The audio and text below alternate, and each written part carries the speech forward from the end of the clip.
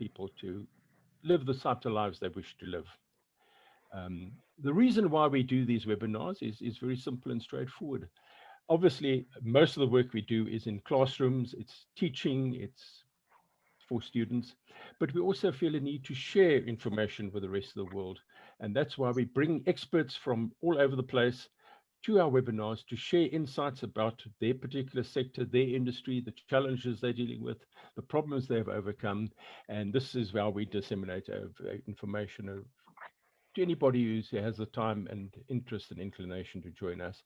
And we do this without charge. Our panelists don't charge us, we don't charge anybody, and it's a way of giving back to the world over there. And I'm in the very fortunate position because I sit in the middle of this and I get to listen to all these fascinating people giving a really powerful insights. And we've had wonderful stories from listeners in the past who've jotted down notes and they said, you know, those 3 things made such a big difference because I took them away and I applied them in my life. So to all of our audience out there, welcome. Thank you. You're in for a good and fascinating time over the next 2 hours or so. And to our panelists who have graciously given up their time, because these are all busy people, they're senior people in very important and very demanding positions, and they've given us the time to be with us today. So I want to go around the room and allow them to introduce themselves to each of us over here so that we know who they are, we get an understanding of their background, and then we'll go into the first question. So they're going to introduce themselves, they're going to tell us their name, they're going to tell us the organization, and a little bit about the job they do over there. And I'm going to use the list that I've got here on my screen over here just to be able to do this. And we're going to start off with Mr. Chandrakant Salunke from the SME Chamber of India. Do go ahead, sir, and tell us a little bit about yourself. Thank you, James. Thank you for inviting me first. Friends, I'm Chandrakant Salunke. I'm a founder and president of SME Chamber of India. I'm also fortunate to be founded this Federation of Indian SME Associations. I'm happy to inform James that I'm also founder of and president of SME Business Management Institute, which is providing education and knowledge and hand-holding to the SMEs and entrepreneurs to understand the business, economy, and banking sector. Thank you. Lovely. Well, that's excellent. Well done, sir. You've opened the conversation and you've done that extremely well. Let's go now to Prasanna Loha. Prasanna, would you like to tell us a little bit about yourself? Oops, I don't see Prasanna here. That's not a problem. We'll continue over there. Let's, Arvind Tavare, Arvind from Cosmos Cooperative Bank. Arvind, tell us about yourself, sir. Thank you, James. A very good afternoon to our audience in South Africa and Nigeria, and a very big and warm namaste to our audience in India. I'm Arvind Tavre, and I'm director of Cosmos Bank, and I also happen to be an engineer. I've done my master's in civil engineering from the United States. I have a green building license from United States Green Building Council, and I take care of a lot of innovation that happens in the digital world in Cosmos Bank, and also take care of a lot of IT related initiatives that my bank does. And it will be great talking to our audiences today. Thank you. Well, thank you, Arvind. That's very, very nice. I see Prasanna is joining us, but we'll give Prasanna some time to join us. Let's go to Ritesh Gupta of HDFC Bank. Ritesh, tell us everything. Yeah, thank you, James. Good morning, good afternoon, good evening, whatever applicable to you as per the time zone you are in. So I'm really very happy to join this forum. I'm very keen to listen to learn from all of my honored colleagues. So I take care of, I'm the head of CEO, HR shared services, employee experience. So when I look at the employee experience and the HR technology per se, my passion lies in the consumer grade employee experience. My passion lies in process reengineering, process redesign, and really implementing and taking care of the latest, or whatever you can call it, the path-breaking technology interventions in the HR space. With the bank for last 2 years, worked with various sectors before joining the bank, and very honored to be a part of this forum. Thank you very much, James. Well, thank you very much for that. Goodness, it keeps going and going out there. Lovely. Good. Avinash Chandraja. Avinash, tell us a little bit about yourself, sir. Oops, I think you're on mute, but don't worry about that. It happens to all of us. It happens to me, and it will happen to all of us again in the future. So, Avinash, off you go again. Thank you. Greetings to everyone. Pretty delighted to be here. And the very first reason could be that this reminds the importance to be a student. It reminds us to be a student irrespective of our experience. So I work with one of the leading private sector banks in India called Yes Bank. I'm part of Strategic Business Unit, also known as Knowledge Banking Unit. And we work on specific projects, strategic initiatives that brings the industry closer to our bank, which makes both the party understand how well both the parties can suit each other. I have been into credit rating space for close to 8 years with a leading rating agency called CARE in India, and a very, very interesting experience with Dun & Bradstreet early on in my career, and also with a global bank called Standard Chartered. I love to be a student, and that's probably the first thing that brought me here. Thank you. Yes, Avinash, what you say there strikes a strong chord with us. At REGENESYS, we like to say, some people teach and everybody learns. And I think we're all going to learn today. So thank you for that, Avi. Excellent. Good. Let's move Avinash's. He's given us his background. Vivek Jain, tell us a little bit about yourself, sir. Yeah. Hi, everyone. Delighted to be in this discussion today. Been with Kotak for last 13 years. Have seen the 2008 recession and the current one of 2019. Interesting topic of how digital will impact the banking space, and banking remains the core of any economy, and how the economy will get shaped accordingly because of digitization of the banks is very core and hard to Kotak as an organization. Before Kotak, worked with Genpact on the cutting edge technology, with Lupin in the pharma space, member of the CII National Committee for Skills and Livelihood Development. Great to be with all of you. Yes, thank you, Vivek. Thank you there. Yeah, no, I get a feeling that this digital and banking and technology is something we're going to be referring to in the course of today. I see Prasanna has joined us. Prasanna, welcome. Nice to see you. We're going to continue with introductions, and we'll come back to you in a moment to give you a chance to settle down, because I'm sure you've had to just sort out a crisis or a problem, and so you can make yourself at home. But now we'll go to Prashant to introduce himself, and Prashant was the very first person to join us, and he's been patiently waiting in front of his lovely wall over there. So Prashant, tell us about yourself, sir. Hi, thanks, James. Good afternoon, my fellow panelists and all our viewers across the globe. I'm Prashant Pandit. We are investment bankers based in Mumbai and Dubai. We have successfully funded projects across Asia with Indian and foreign investors. We are very active in crypto space. I'm on the board of Lamborghini to launch Lamborghini coin. And soon we will launch a gold asset-backed crypto coin and also our own centralized exchange. This pandemic has changed dynamics of not only banking, but many other sectors like retail. Today, we are buying all our grocery, vegetables online.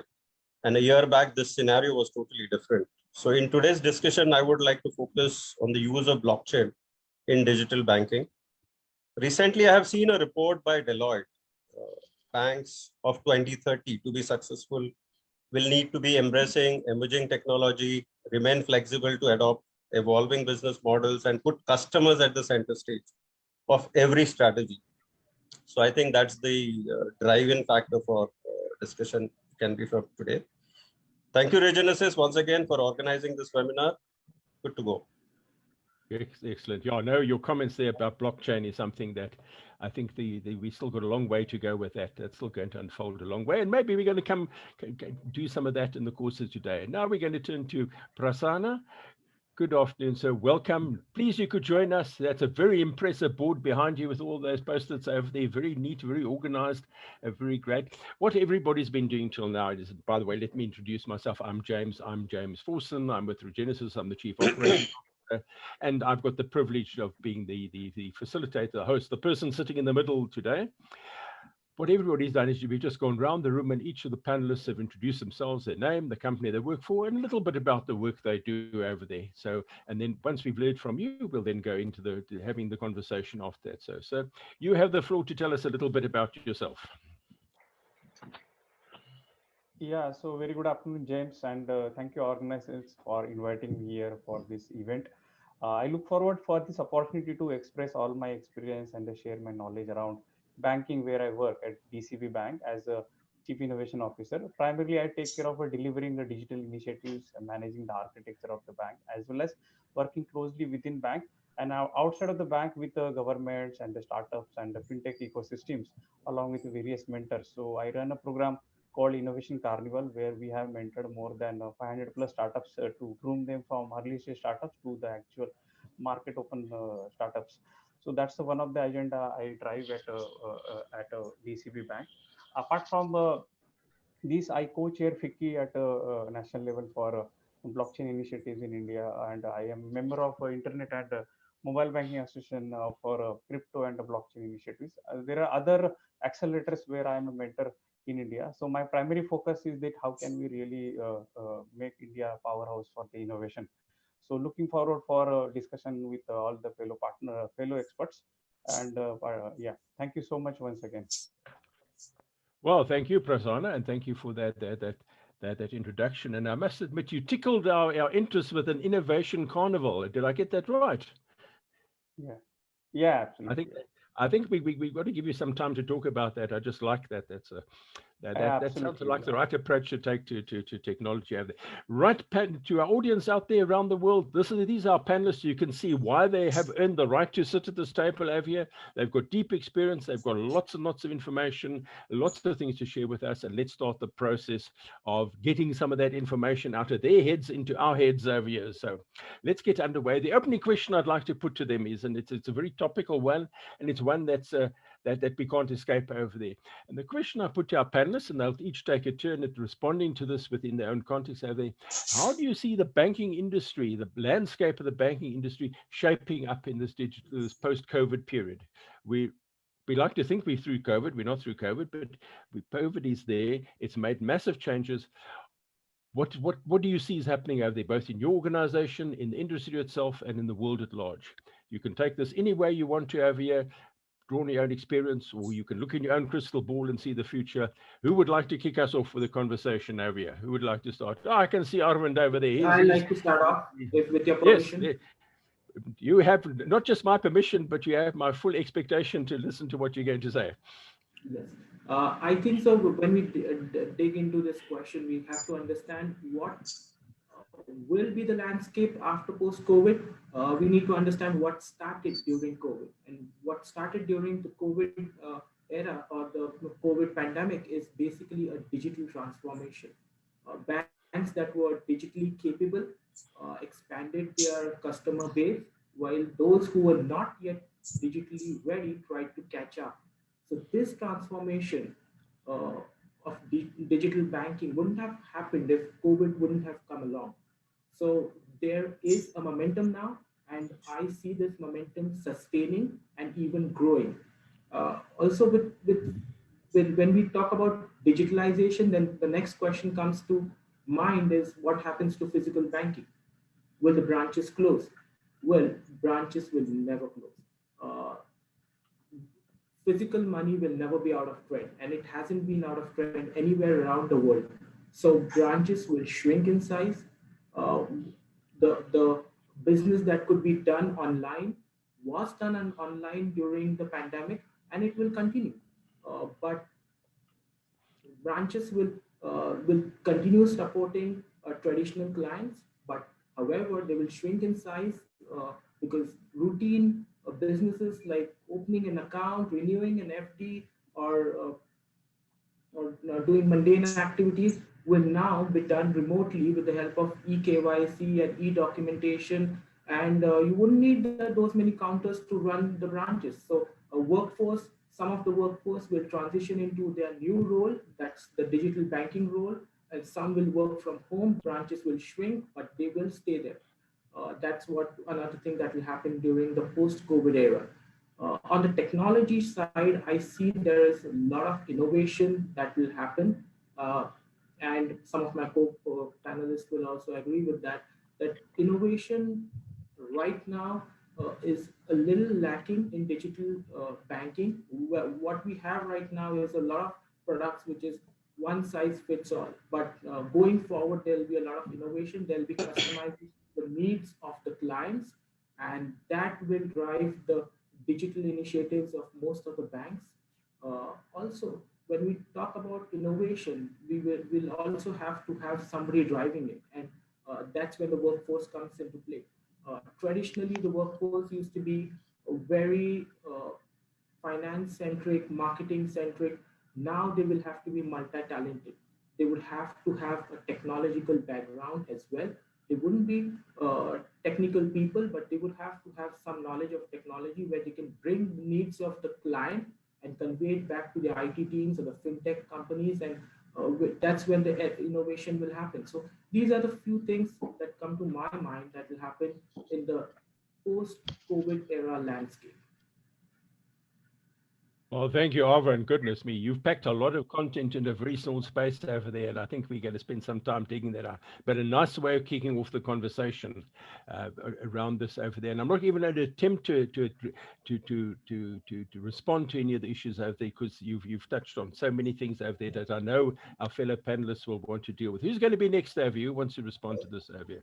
Yeah, may I, James? Yes, do go ahead. Who was I talking to? Is Avinash, and then Prashant, and after that Ritesh. That'll be the order over there. Good. Now take it away, Avinash. Sure. So very pertinent points mentioned already. I wish to touch one thing which is not being discussed, and since it's a management institute, I wish that this point is very well received, very well appreciated by the students community sitting out here. Banking as a whole cannot be, as he said, one size fits all, not in terms of customers, but also in terms of the market, the orientation. Are we really talking of the US market? Are we talking of European market? Are we talking of Middle Eastern Asia? If you are talking of Asia in specifics of India, which itself is a subcontinent, a continent, I would say. So whatever theory that you talk, that theory comes and bites the dust somewhere in India. It has always written its own rules, especially banking. So I would go 3 decades probably back, which in our country, or maybe in late 70s, 80s, when banks in India got nationalized. Those were the days when banks were out and out socio institution. The institution formed for social causes. Then it turned socio-economic when you started talking of shareholder returns. Then you came digitalization, somewhere copying the 80s, being replicated in India in late 90s and so on. Now, what COVID has done to banking, besides all your, can a bank do without its branches? Can a bank do without digital initiatives? Fully captioned with digitization in its background of every product, of every branch, every cloud, every IoT, every artificial intelligence initiatives. One point that I want to touch, that COVID has brought back that banks are very much a social institution even now, despite being so aggressive on their profit making. But we bankers have proved that when it comes to society, we are right there standing to help them out with digital initiatives or without digital initiatives. Over to my fellow speakers. Thank you. Good. No, that's really nice, and I think that was a very valuable context you gave there, talking about, is it going to be US, is it Northern? Our own chance here, and I think we share this across the audience here, is we're looking at this from a south point of view, is that we also have a right and purpose to be at the table in this conversation. But I'm not going to stand in the way of the conversation. The tableau is richly folding out now. Prashant, it's over to you, sir. Yeah, hi. I think what Arvind pointed out, the pre-COVID and the post-COVID era, banking, I think, really has transformed almost 180 degrees. Just think about previous COVID, Normally, we used to use Paytm or a Google Bank or on a retail counter only for a billing, probably for 500 rupees plus or whatever, $15, $20 plus. But today, during the COVID era, when everybody was skeptical about touching currency notes, about avoiding touch points because of Corona. So that's the time when even somebody buying a bread worth around $1, that time also probably we preferred paying by Paytm or a Google Pay. So that transformation has helped both the sides, the consumer as well as the retailer. People were not ready, maybe pre-COVID era, all of them were not having tie-ups with Paytm, Google Pay, different payment options. Today, you go to any small nook and corner, even a panwala or a bidi shop today has a tie-up with Paytm. So that transformation probably has come because of COVID. So I agree with Arvind, what the point that he has highlighted. As far as the digitalization of customer experience is concerned, I would like to highlight one thing here. The whole point of digital banking is what? To optimize the customer convenience. Other than the obvious benefits of avoiding longer queues, doing away with a hell lot of paperwork, and being physically present at a bank. There are many other aspects now of digital banking facilitated by technology that could result in a better customer experience. Moreover, it has largely helped for e-commerce or fund transfers from anywhere at any point of time. And I would say digital banking has done away completely with the concepts of working days and hours for banks. Today, banks are operating hardly for 4 or 5 hours in the front end, and the work is still going on. In fact, multinational banks, I have seen people are working from home almost for last 12, 13 months, and entire operations are running smoothly, despite they're working from home. So I would say that is a great age which we have got probably the better side of Corona. That yes, digitalization has moved very faster. Otherwise, probably it would have taken us 2 to 3 years more to reach this stage. Yeah, no, that is, you've confirmed that very nicely over there, that in fact, with the COVID epidemic, we just didn't have time to mess around. Things that were moving quite slowly suddenly had to move very fast. And I see from myself personally, I don't use cash anymore. Not that I used a lot of cash in the past, I used very little cash. In fact, I think the last time I drew money from a bank was probably about 2 months ago, and you go to the auto teller. And that has a greater change over there. Excellent. Now, thank you, Prashant. We're going to listen to Ritesh, and after Ritesh is going to be Chandrakant is going to come into the debate over there. So Ritesh, let's hear from you, sir. Okay, thank you very much. Obviously, a lot of insightful discussion by Arvind, Prashant as well. So I would like to bring in some maybe a non-business aspect. Business, all we know that maybe pandemic has brought in a lot of digital interaction. Pandemic has brought in a lot of digital innovation. Digital money is becoming the new norm. Probably the divide between the physical banking and the digital banking is getting diminished day by day, and it will continue.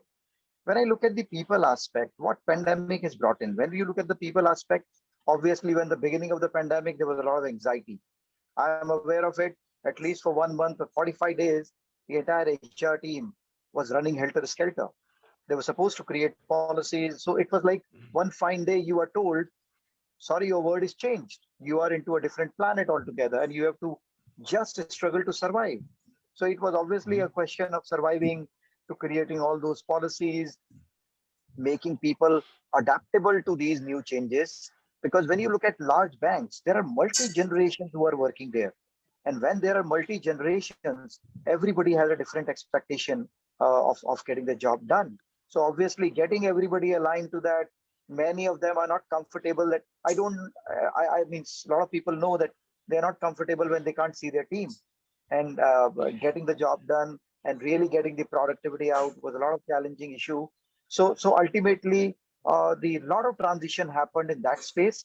And I am very proud to say that I think the banking industry fundamentally, which was more an office dominated industry in its own essence, is actually moving so smoothly and so beautifully into a remote working environment that nowadays everybody is contemplating, barring few aberrations, which I keep on reading in news, everybody is working towards ensuring that more and more people work in the hybrid model, where the majority support functions should work from home, and lesser functions or only these frontline functions should work from the branches. Now I will touch upon the other aspect of how the business is transforming.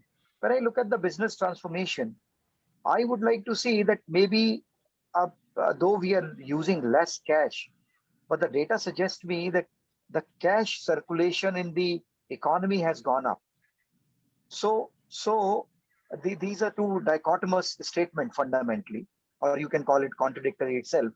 But when you try to really analyze those things together, you have to divide the entire economy into two pieces, rural and urban.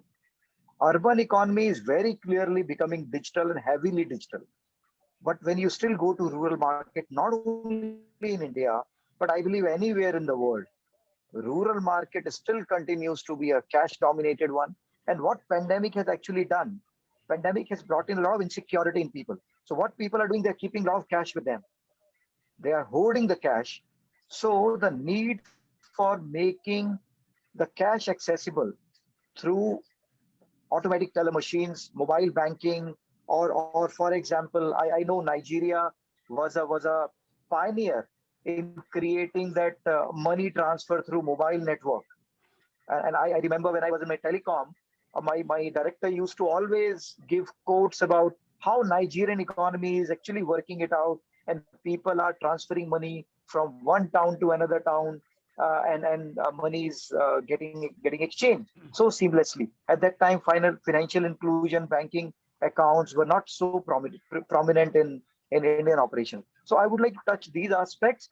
And when you look at the other overall geopolitical scenario, I would love to call it the pandemic has created a very clear divide between economies which are looking forward to make pandemic as probably as a tool to create digital situation, and certain economies which are trying to use pandemic in a different way to get little more dominant perspective.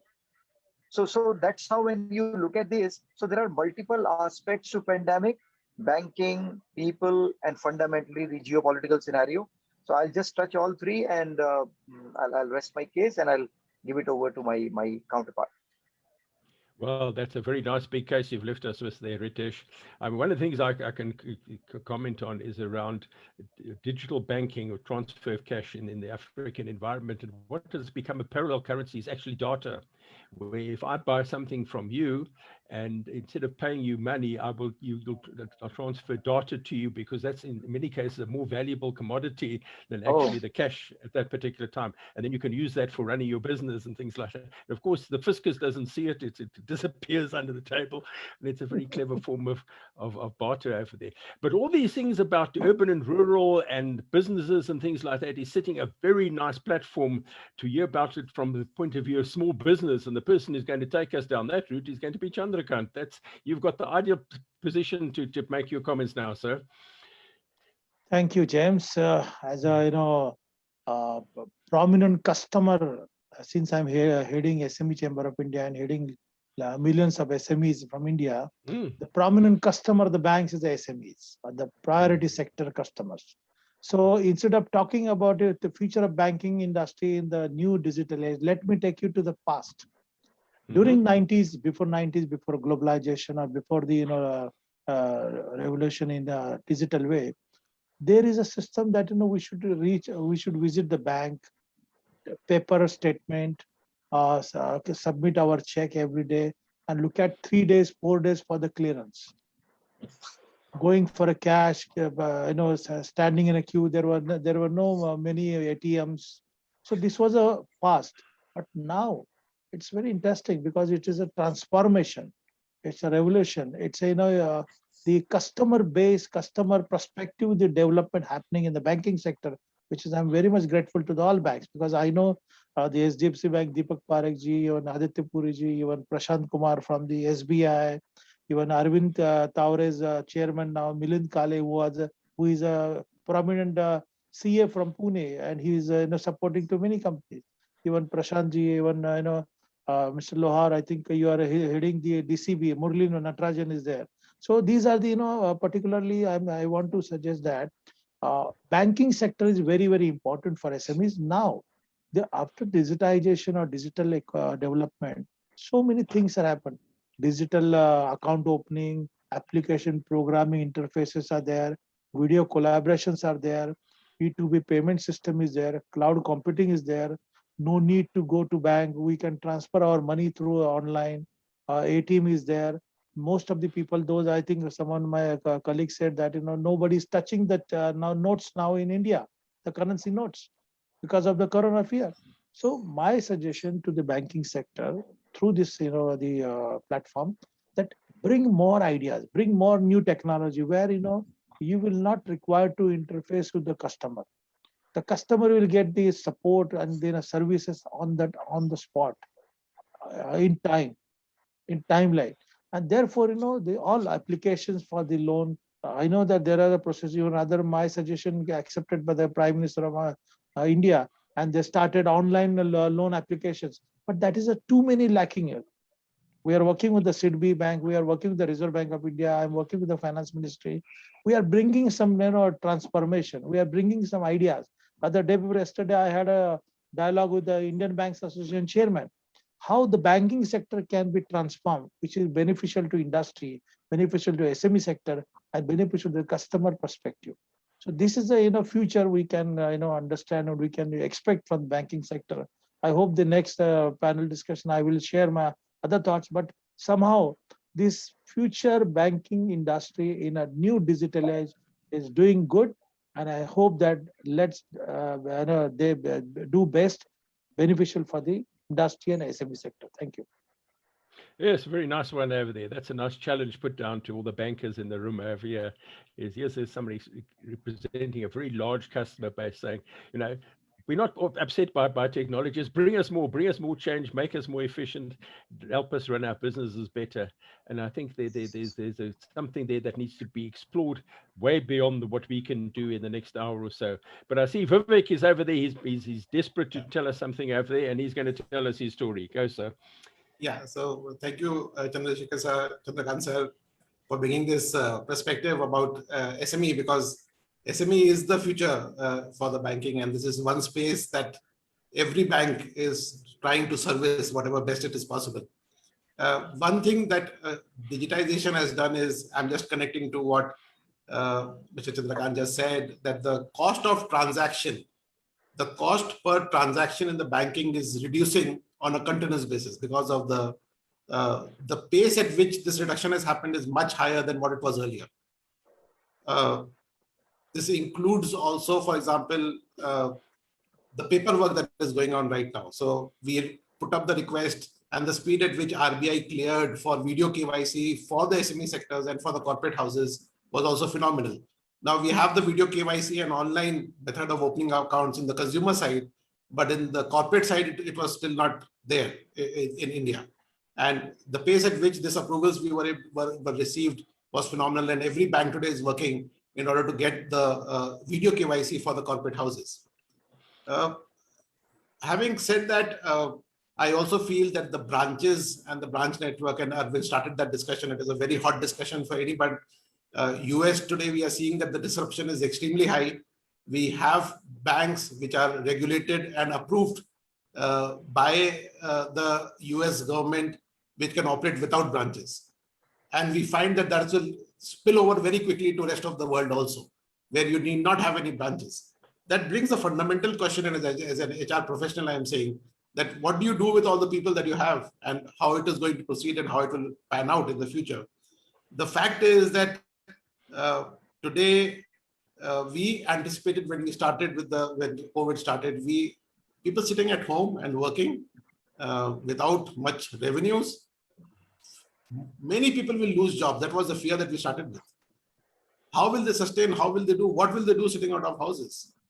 And then the whole technology, I think, took over. We had VPN connections.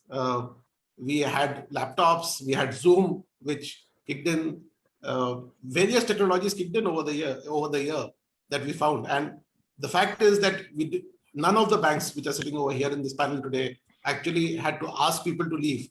A phenomena which I started my discussion with, that in 2008, we actually had to exit people. That was reality at that time. 2008 recession, we had to ask tons of people to leave because there was no business. Having said that, the way it is panning out right now is that people are enabled to work from home. There is no risk to jobs out there. However, if you look at the appraisals that have happened in India this year in the banking sector, you will realize that today CEOs are asking, tell me, how much are you giving increments to my IT team? And what is the expansion that you're doing of my IT team? So I think the whole space of fintech being there, surviving, thriving in India and internationally will be taken over by the banks. The banks themselves will become one of the largest fintech organizations in the world. And they will have the capacity to churn data on a continuous basis. A typical fintech doesn't have data with them, but a bank has data to churn and deploy various fintech technologies if they start walking that path. So I feel that for the employees per se, or for anybody who's interested to be in the banking space, banking, having the best of the brains in the industry, attracting the best of the talent, finance space has always done that. People will need to be very high on the digital quotient. I think this will become true. People will have measurement techniques when we are hiring people of their digital quotient and how they are looking and evolving this. I want to take a minute more of how digitization will impact, and I'll go back to what Chandrasekhar just said, that there is a fear to lend today to SME, and one of the reasons is the touch point. If I am lending, I want to see that the unit that I have lended to is working. We are not able to do that because we are today working in a touchless economy, and hence the apprehension from a credit point of view that unless I don't know, it is difficult to onboard a new SME customer. Internet of Things will change this, and just visualize this. I'm just giving you a perspective over here that there is a plant which is running, there is a machine that is running, and there is a device that is installed in that machine which gives me input continuously as a bank to know what is the level of performance of this machine, how many hours the machine has run. Today, my bankers go and physically inspect that the machine is working, is the cash flows maintained, will I get my money back? That physical opportunity will be overtaken by the Internet of Things. You have fingerprints as one basic Internet of Things where one technology talks to another technology and your bank account gets opened, or a face recognition. That is very, very simple example. You'll see much more of this in the future, that the Internet of Things will take over the whole banking space significantly, where one technology will talk to another technology, and you will not need people to actually evaluate risk involved with lending. I'll take up rest of my points as the discussion goes. Good. James, let me say something. Yes, you know, in ahead. India, the transformation of the banking sector brought by whom? Deepak Parekh, Aditya Puri, Uday Kotak, and then a founder of the S Bank. The private bank brought the transformation because they utilized the new ideas, new concepts, and because of that, banking sector started in PSB also. So we should thankful to all these dignitaries. Those have brought the transformation in banking, because I work very closely with these all people. Uday is also very old friend of mine, Aditya Puri is known very well. So we know, because forcing them to bring some new idea, new concept. After that, this has happened. So thankful to all the bankers for providing the technological system for a better business growth.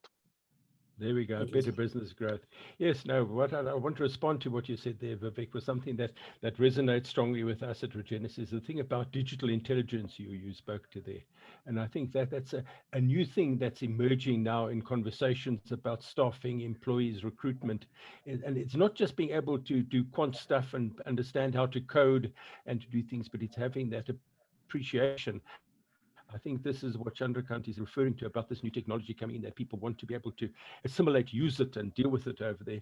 And of course, you've mentioned there the Internet of Things, because that is just mushrooming completely. We've recently had a forum on fast-moving consumer goods and warehousing, and I mean that is dramatically changing it. The information, the thousands and thousands and thousands of bits of information you're getting from goods being moved around the country, locations, provenance, all those sorts of things is absolutely amazing. And you can see how that can roll into the banking environment today. So that's I don't know how we get time to come to all these things, because there's so many nice things we can dig into, but we haven't spilled from everybody yet. Who's next? Is it going to be you, Prasanna? I mean, I hope you're going to, somewhere today, you're going to talk about this innovation carnival, because I think that's something that we must all take away with us, and it just has a nice ring to it. I like it. Yeah, thank you, James, for the opportunity. I think I heard Vivekji and Arvind and Chandrakant. It's a great view, right? So I think the pandemic has really given acceleration for digital adoption. I'm not sure when I went to the cinema hall, right, as a customer, I want to be glued on a Netflix or Amazon Prime, just like other millennial customers. That shows how customer is really moving ahead. Although every bank and every organization was doing their own digital transformation journey since I think 14, 15, it is in picked up since Geo movement came in India or data adoption. And the demonetization is given another age for adopting the digital payments. And at the same time, we launched UPI, Unified Payment Interface, as India's landscape changing payment ecosystem, right? So that has given confidence in India that we can bring on many more other such initiatives, which will really change the landscape for customers in India. Examples like account aggregator or Bharat Bill payment systems, or JM, which is for SMEs, marketplace, or you talk about GST, right? So how do you really consolidate taxes? Many things have happened in the last 5 years, but I think pandemic, which is not a predictable thing, right? All of a sudden, everybody is on a digital transformation journey. We've been seeing those infographics, like who has really changed the transformation. Is it CEO, CDO, CIO, or CSOs, or Corona, right? So I think that's the era now we are living, and that gives a more opportunity to the people out here in the bank, right? How do you reach out to the customers who are not visiting your branches? So I think we've been heard, right? So video KYC has come on time in 2019, where RBI said, yeah, we can certainly use it. So I think suddenly some of the banks has really launched, 5-6 banks immediately launched in mid of 2020, April, May. So again, considering those aspects, security aspect, RBI come up with new guidelines. So these things are now becoming very faster. Adoption of a digital across all the levels, front office for a customer, or mid office for operations, or in the back end for a data center guys. Adoption is becoming very larger scale. Technologies we heard, right? Blockchain, AI, or RP, or IoTs. Now these technologies will become normal technologies in the next 2 to 3 years. We have to talk about augmented reality, how 5G will really come up and change the life of our customers. So these technologies will really come up, and really, I'm not sure, like after 10 years, we will hear that banks are just ledger systems. What we will hear, that the bank is coming out of bank as acting on marketplaces, right? So today we might be having 15-20 entities. We are on sharing economy. Tomorrow, maybe by World Economic Forum says that by around 350 plus entities will be on an aggregated marketplace. Okay, wherein finance is one of the important thing which will penetrate each and every systems.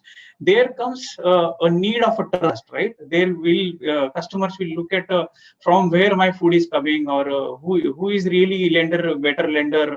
So, or even lenders or bankers will look at who is really potential good customers with the help of a right set of a digital identity. So all of these ecosystems will go from a collaboration ecosystem to autonomous ecosystem. Everybody will look at how autonomously my car should go to petrol pump and come back with a fuel filled in, or how my electricity gadgets who are they should pay off their bill payments automatically without I interfere in between, or how my smart home will act as a financial hub, just like a mobile phone which I carry in my pocket, wherein I do the financial transactions. How my smart home will do financial transaction, how refrigerators will reorder. So I think that's how the era which you will see down the line 10 years. And as a bank or as any organization, we need to be ready for that. So coming back, how Innovation Carnival helps doing this, right? So Innovation Carnival is an ecosystem program led by DCB Bank in India. So wherein we partner with the various state governments, like we have Telangana or Kerala or Tamil Nadu government, wherein we are partnering with giants like Microsoft, IBM's. So likewise, we have more than 100 plus mentors in various domains, banking domain or technology domain like blockchain, AI. So wherein we run India Blockchain Forum is also part of this whole thing. And we run a acceleration program every 6 months, as well as we do not in pandemic, but before pandemic, we used to do a lot of pitch sessions or hackathons for startups, wherein we used to spend continuous 30 hours with the startups, early stage startups, creating some of the MVPs. Just imagine your MVP building starting on a Saturday morning and gets over by Sunday afternoon, and post that we do evaluation and we award them, as well as we invest in some of those typical startups. So that is how is the journey. It's a continuous innovation program, and it has given a lot of innovations to bank like DCB, like Aadhaar enabled ATM, which we had launched in 2016, right? India's first ATM, which helps like not to put your card, but just to enter your Aadhaar ID and followed by use your biometrics. So we'll take it to the next level, like how can we use iris and so on. So we understand as a bank, connecting dots, like some of our colleagues were talking about SMEs, right? How can we bring on a better experience for SMEs? So DCB Bank, almost 90% customers are SMEs. And one of the initiative which we launched with the help of one of the startups, I'm saying one of the startups in 2017-18 when GST came in no soon time, we had created an accounting system which has all the interfaces to connect any of the bank. They can connect to ICICI or DCB or any of the banks with the open banking API architecture. And it was available for the SMEs to do their day-to-day inventory management as well as accounting, and at the end of a GST. Moreover, this data was available to the respective branch guys to see whether those SMEs are really doing well or not, whether they need any financial support.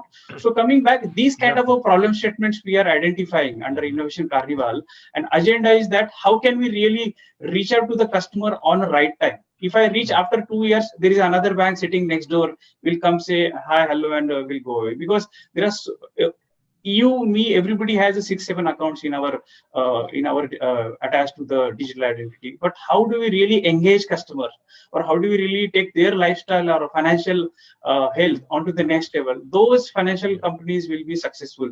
Those could be the banks, or maybe tomorrow's face of banking, like challenger banks or fintech companies, right? So this is a continuous journey, and happy to say that we are a part of this journey as a bank, and happy to say that I'm accelerating this with the help of a ecosystem out here. Yeah, James, over to you. Yes, wow, goodness, yeah. Lovely things out there. One of the things I wanted to address over there, which you spoke at, very interesting, is the banks' financial transactions are becoming highly digitized, and the cost of transaction being driven down. It's been driven down to a point where it's becoming minuscule. So firstly, two things. How does a bank differentiate itself against everybody else who's working on the same algorithm, the same software, the same things over there? And secondly, how do they actually add value to what they're doing? And it sounds to me what you're saying over there, Prasanna, is in fact, you've got to do the value-added services like the Innovation Carnival. Absolutely. To be able to do that, because just having a bank account and hardly having any costs attached to it is not going to make any banker rich. I mean, you're the wonderful absolutely. You've got to differentiate yourself in that, and almost the banking, the traditional old banking of putting money in a place, in a safe place, is become a commodity. It become almost like free data or something like that. You put, and now you have to differentiate yourself with what you add to this to be able to address the needs of the customer. The big organizations, the big multinationals, the Mahindras and the Tatas and people, they will have that sort of thing over there. But I can see Chandrakant has disappeared from sight at the moment. I think he's very excited about what you were saying over there, because I think this is a way that banks can differentiate themselves in terms of the services they provide and get value added in that sense over there and build longer term relationships. Do we need to hear from anyone else? Chandrakant, do you want to respond to that? Because I know you were getting quite animated over there. I think this was striking a chord with you. The point is, the banks are developing day by day, and they want to come up with such a solution that customers should not be unsatisfactory. They want to make satisfactory. Rather, I'm waiting for the cash to be delivered by the drone. No check utilized by any person. Rather, so many SMEs are shut down the printing business because there is no printing work is available now. Because of this digitization, many companies are not using the business for the printing. But nevertheless, I hope that this is a drastic change in a revolution in the digital age. And I'm looking for SME perspective, business perspective, that everything should be easy way, on the time, on the spot. It should be given, and that is a call of technology. Good. No, that's nice. Have we heard from everybody? Have I missed anybody out? Has everybody had a chance to respond to that? Because I get so involved in the conversation that. Arvind, is there something you want to touch over here? Because you opened up the batting over there, the conversation has gone in. Is there something you want to close the loop on before we go on to the next round of the conversation? Well, a lot of good things were said by co-panelists, and one thing I would touch upon is, when digitalization is happening, it has to be customer centric. If it's not customer centric, if the customers are not getting a good feel for this, then it's not going to work. Yeah. No, nice. That's a key thing around that. And this leads me off because I want to take the conversation in a slightly different direction now, because we've got a lot of content out there which we can come and weave our way in and out of. And I want to talk to you about what you've done, your organizations you work in, about how you prepare people for this new world of work, this new way of working. And this is not just COVID, this is not just TikTok, but how you take your teams with you, because often executives at a senior level have the big picture and they know what they're doing. And they get the plan. But somehow it gets lost as it goes down to the organization. By the time you come past middle management to supervisors, people, is there something new? Is it going to change my life? Why can't we go back to the way things were? How do you get your organizations, your teams to buy into this and adopt these new skills, learn new things, adapt to this environment, new ways of working, new ways of looking about their career and so on? How have you dealt with that? And I see Ritesh has got a whole lot of things he wants to share with us over there. So I'm going to stop talking and let him take us to the real place. Go ahead. Okay, thank you very much. So, as you know, this is something which is very, very practical, and we experience the same thing. Being a bank which is second largest in India and probably one of the top 10 largest in Asia, having so many employees working, almost every generation is working there. So, from somebody who is working in the bank for 25 years to someone who joined maybe a few months back. So fundamentally, everybody had the same challenges, because this work from home or remote working was something which was experimented in IT sector, but even in the best of the IT organization, not more than 4 or 5% people or their manpower headcount was ever working from home. So effectively, even there was no banking, I believe no bank in the world had any experience whatsoever to deal with the situation. And everybody grappled. Everybody tried to figure out what is the best way. This is like that all of a sudden you are lost into, you are dropped into a jungle, and you have to find your way out on your own. And you have nobody to really seek support from, because everybody is as unaware as you are.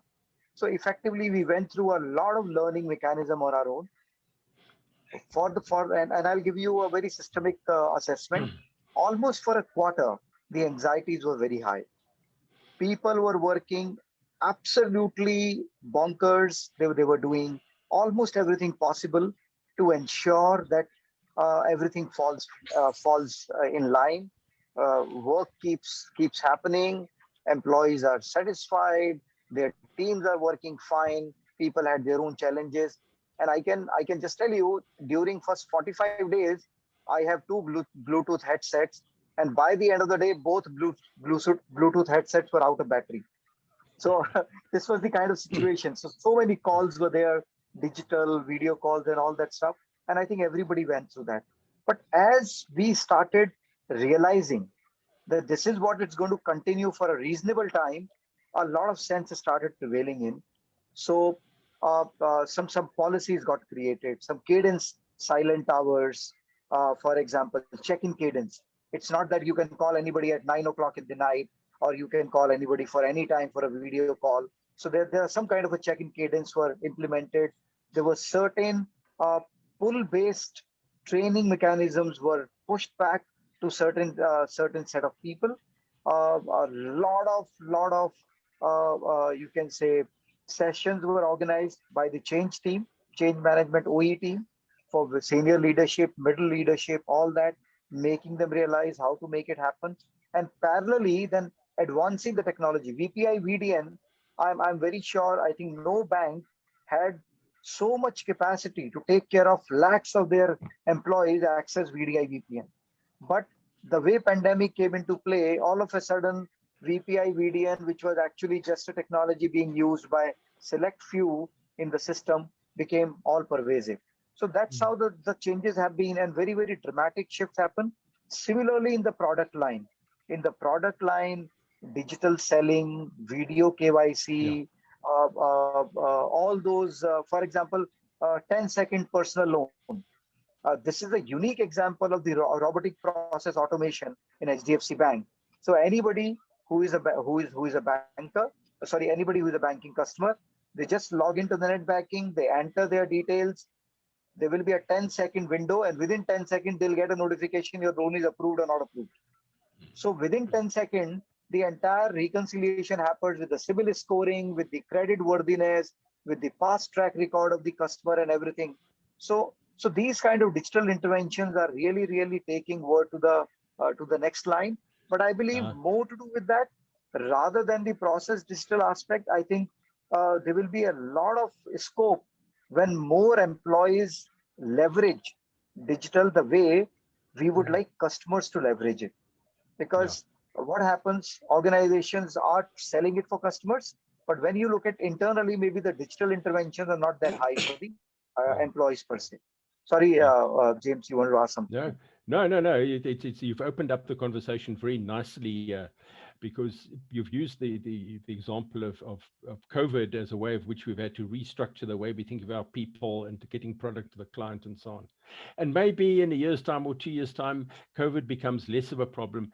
But if we listen to people like Prasanna and we listen to Prashant and we listen to Arvind, there are other disruptions coming along. They might not be disease type disruptions. There can be other disruptions. They're going to upset all our staff. So we just coped with now the COVID thing. Now we're going to have to deal with this over here. Now you want me to work like this and do these sorts of things. And where am I going to now? How do we deal with the human being over here? Okay, I'll give you a chance to close off over there. And I want to hear from some of the other colleagues because I think they're also grappling with this. Yes, Prashant is going to be after you, Ritesh. Good, go. Close off there, Ritesh. Close your conversation. Hi, James. And Ritesh, I think you have... Ritesh, you have also got a right point highlighted where new products that banks have come up with during this digitalization of last 1.5 years. I would like to address two different points here. One is how the transformation has happened in last few months. When the COVID era started somewhere around March end, suddenly everything was locked, and then every company, corporates, banks, they were thinking about, okay, how to move on. Now banks has to do transactions, online transactions. Also, if you're doing, you need to have somebody working in back office to support that.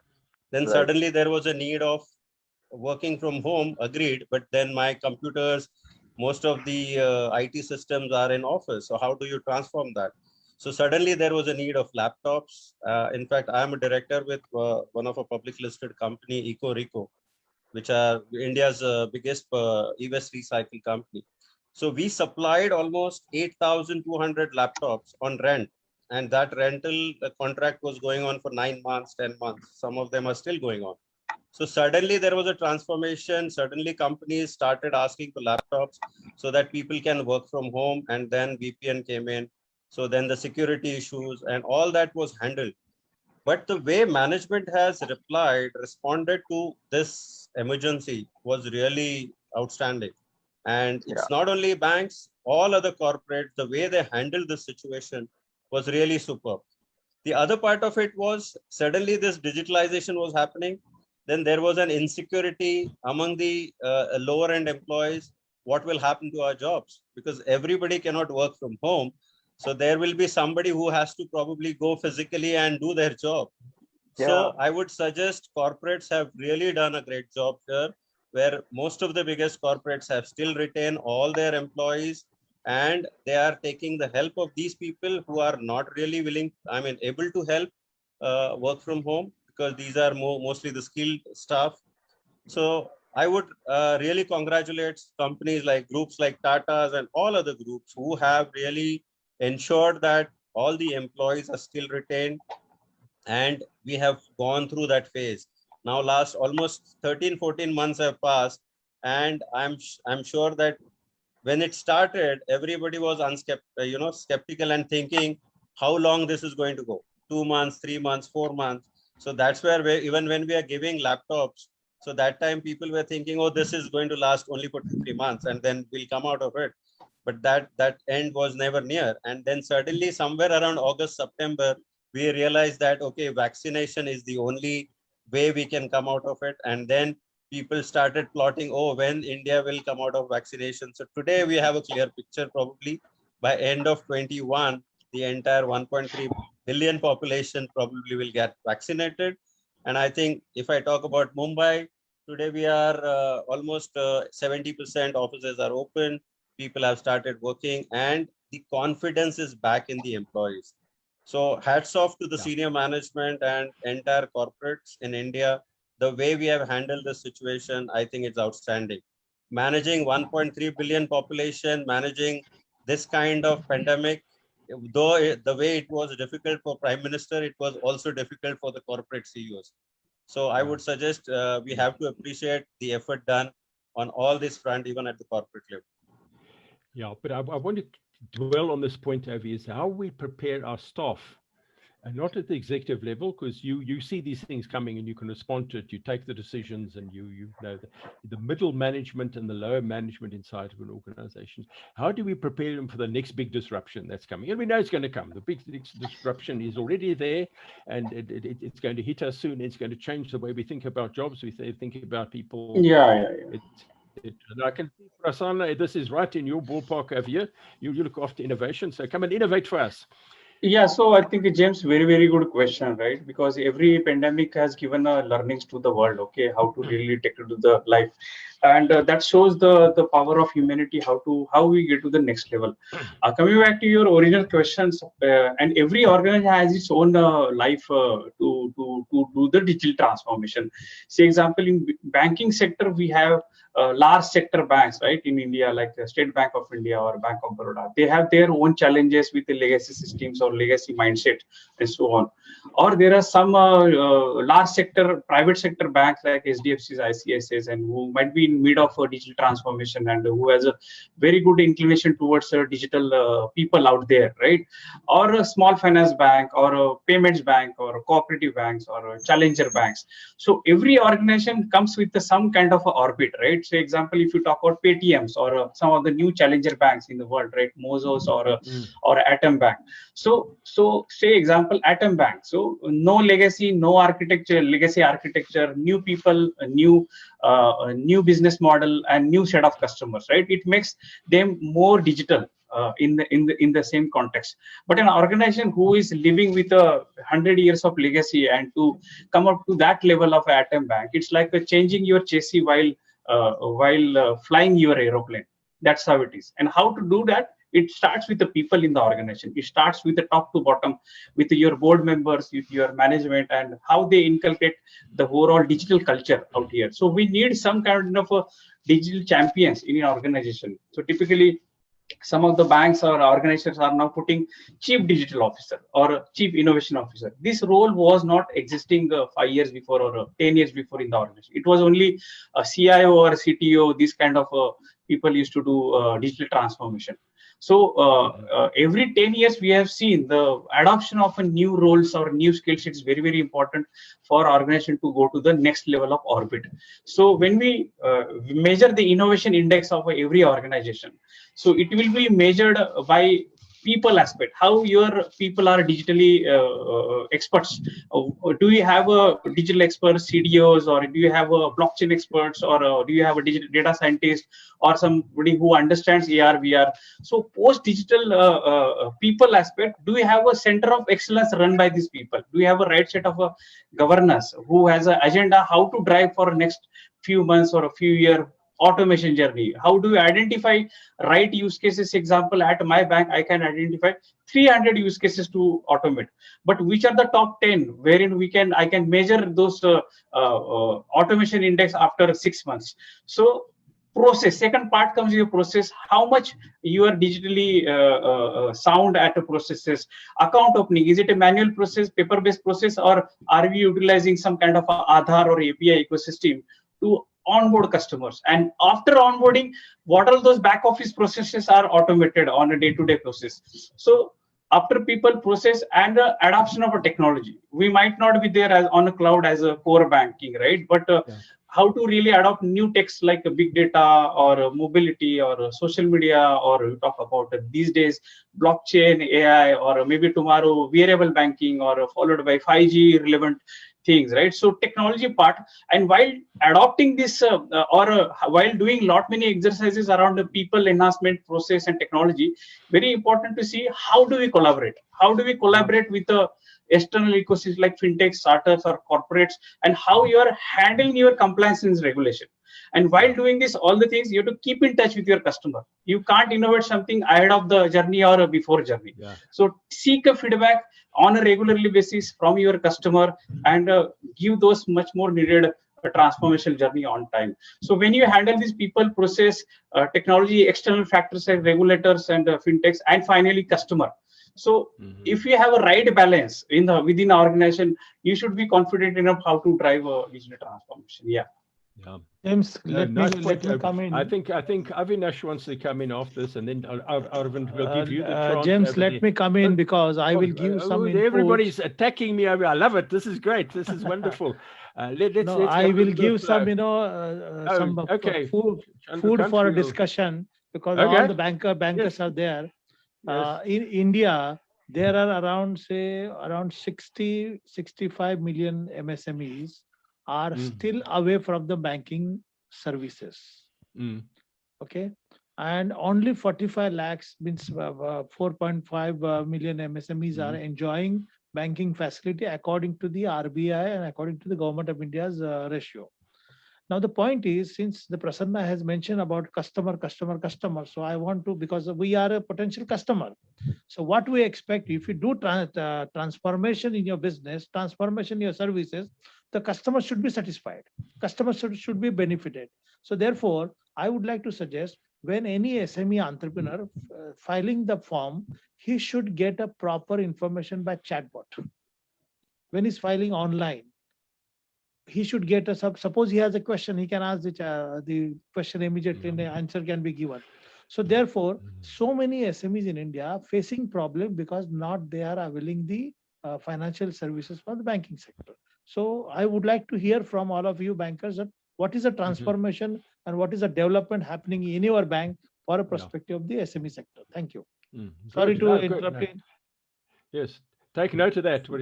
I want to listen to Avinash. He's been waiting carefully, and then Arvind will be there over there. But before we do that, I just want to respond to what you said there, Prasanna. And that's, I think, links into what Vivek said about digital intelligence. One of the things that's coming very clear from what you're saying, that in banking organizations, apart from giving them digital skills and all the technical and operational skills, it's dealing with disruption of where their whole workflow, the way they conceive of themselves, their jobs and their careers has to change dramatically because of how that's done. And I think that is something that we can dwell on over there. But that's enough from me. Avinash, we to listen from you, and then it's Arvind after that. So take it away, sir. Sure, deals. So this COVID, this pandemic has done many things than just digital initiatives. What I mean to say that in this part of world, communication has always been taken as for granted. I said someone took it, and I believe he took it. We never generally try to understand how much he got it, how much they appreciated what was said in that original fashion. So out of my 17 years of experience, I have never seen top management of an organization coming down and interacting with across the layers. I think COVID has done this beautifully.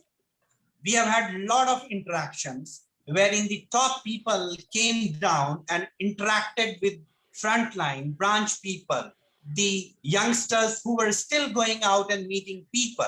You know, in this part of world, as respected Mr. Salunke said, though there could be some difference in statistics here and there, but all we are talking, the digital complacency you say, or midway you say, or you say that we have done it all, is also depending upon, is your ecosystem capable of taking that all?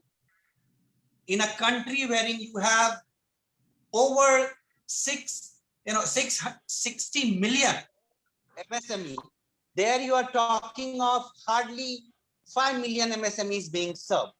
So one point was that the communication helped a lot.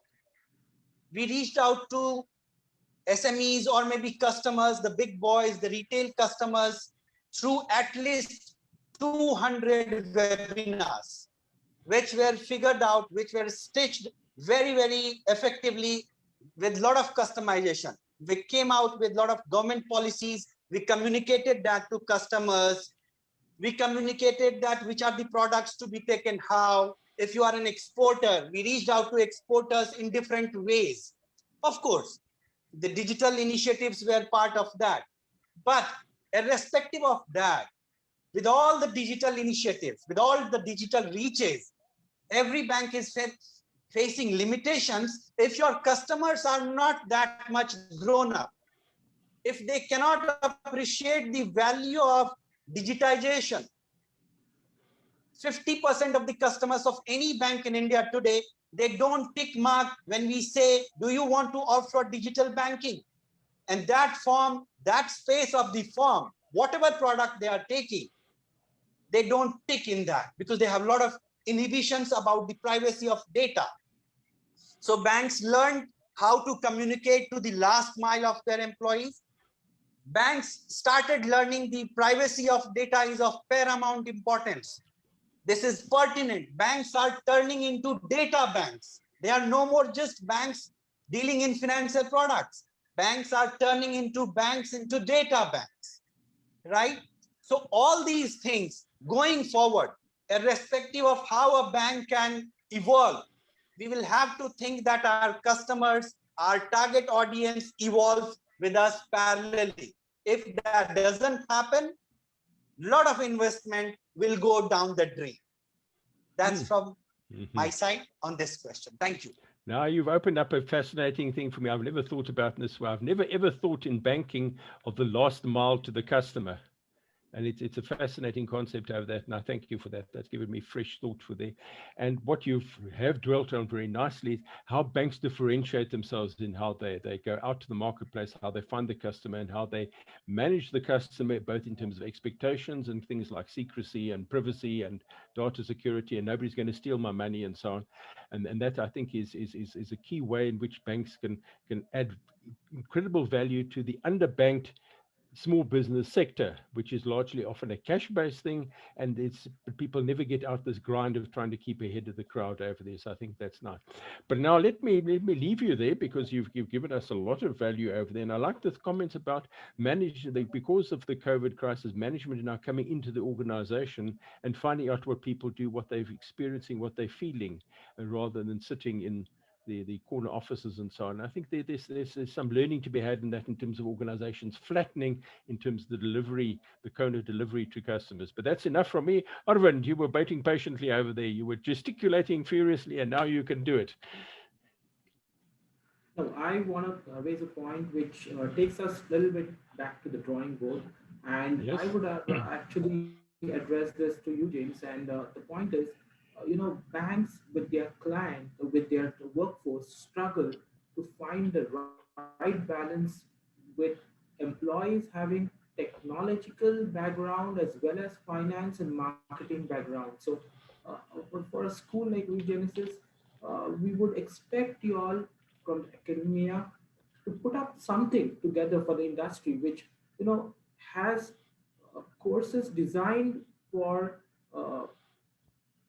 you know technology of the banking, digital banking, as well as digital finance, all put together. So, that's where the real innovation will come through. Because what happens is when our traditional bankers go out in the field and a client says he needs this, can you provide me? And our bankers say, no, we don't have that. We have this. And that's where innovation is hindered somewhere. So we want our bankers to be savvy enough to go out there, know the perimeters of the technology and the environment, understand what the client is saying, give an appropriate answer to the client, come back to the bank, go back to the fintechs, and convey the message correctly, understanding the background of technology, and then challenge and push the technology world to make that innovation.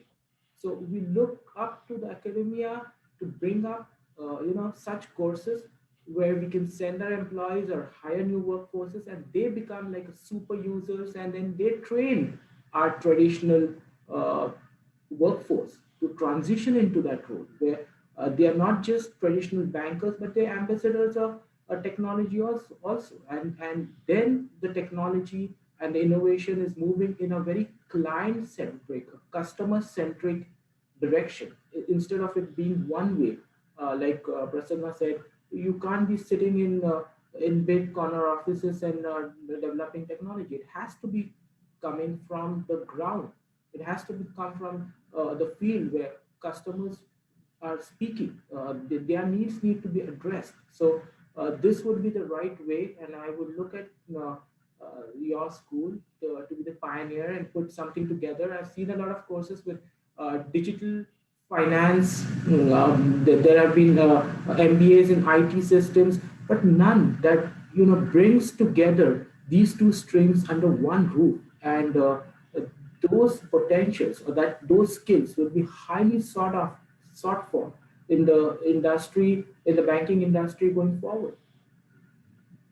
I love the challenge you put to us there, Arvind. That's a lovely thing out there. And of course, this is one of the things we glean from these sorts of conversation is pulling these things out. And we do pull information into our current existing courses around this. We don't necessarily have a digital banking qualification as such. But I can't resist the opportunity. You've given me the opportunity, Arvind, so I've got to do it.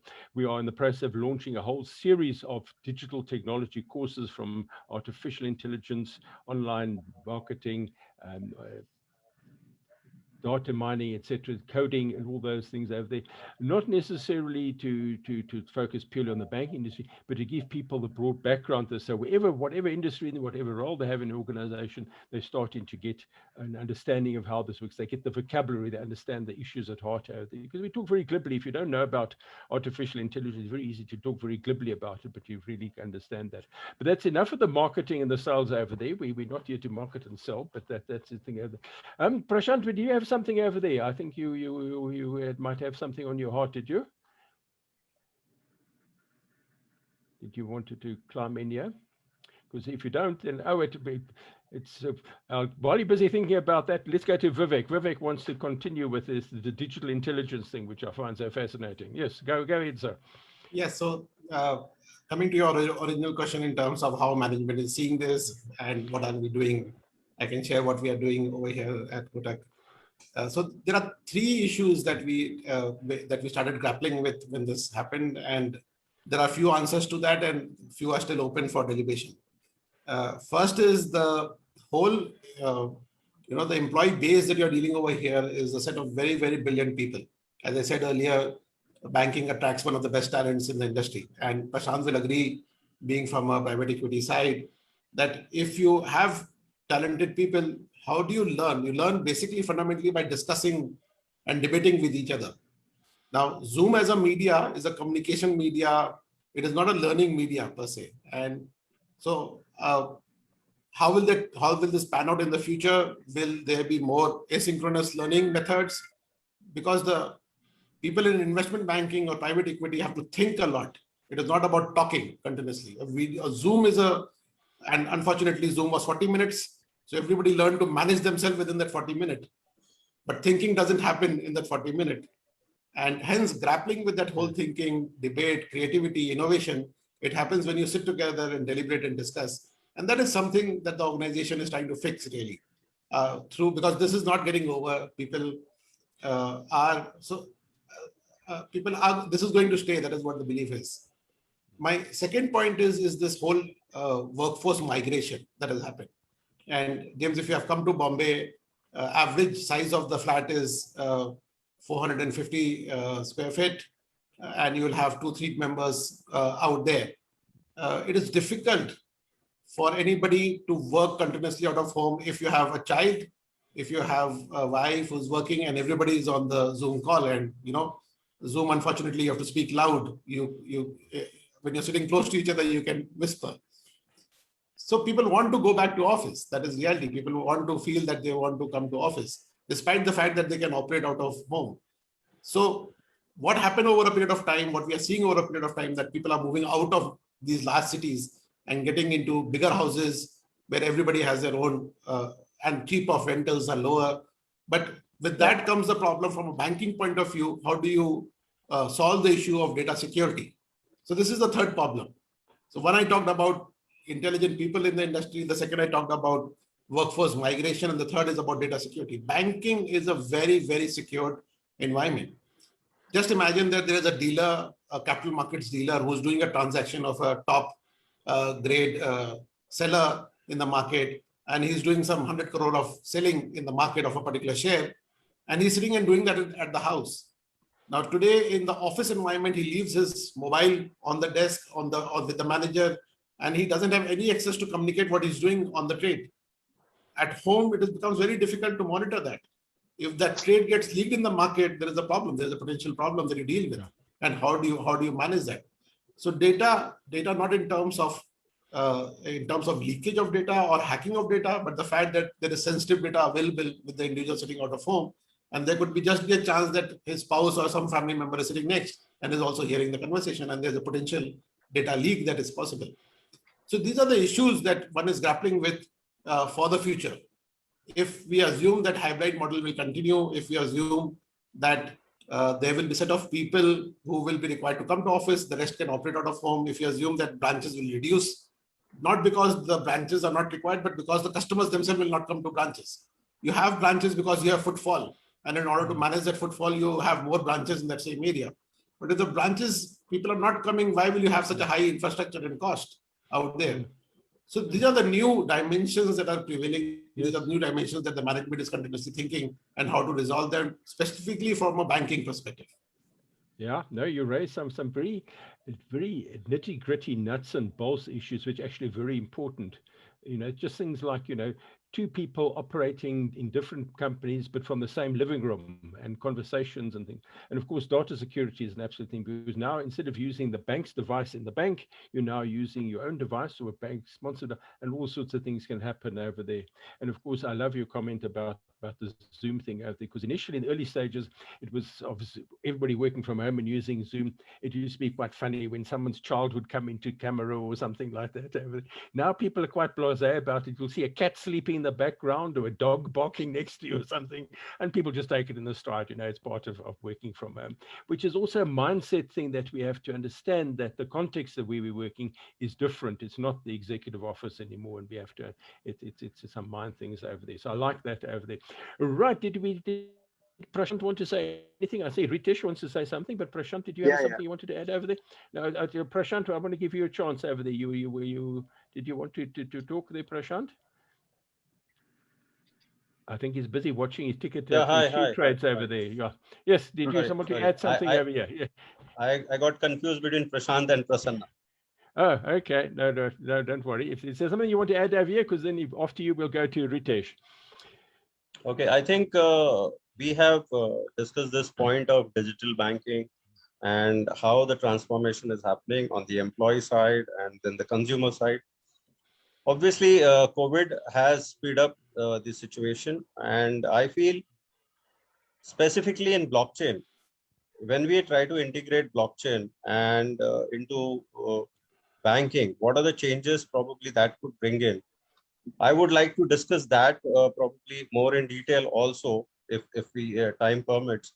But in a short space, I would say we are on the right track. We have really discussed about the phasing, how it is happening pre-COVID, post-COVID, and how the challenges are faced. Let's move on with the same pace, and let's touch other topics also. No issues. Yes. Thank you. Prashant, you have many great skills, and one of them is mind reading. You can read minds, because you know exactly where I wanted to take the conversation after we've heard from Ritesh. So let's hear from Ritesh, and then I want to talk about blockchain. Ritesh? Okay. Yeah, thank you very much. So quickly, Vivek brought in a very, very, very relevant aspects, and I was very keen to touch upon that. Decongestion of cities, that's going to happen. But the other fact here is, when we look at the data security, I always look at data security from two angles. One is the data security from the system, and the data security from the behavior. So when you look at these two different data security, system data security is for you easy to manage. You can regulate it, you can control it. But when you look at the behavior data security, because of the human behavior, that's where you need little more tighter controlled environment, the way you have in the office. So very clearly, for example, these kind of operations, which let's say, so as sensitive as trading into large deals and all that stuff, or maybe working on mergers and acquisitions, all these aspects, obviously they will require a different kind of a set. Maybe in all the organizations, for example, trading organizations, they did not allow any trading to happen from work from home setup. They made sure that their dealers are in the office.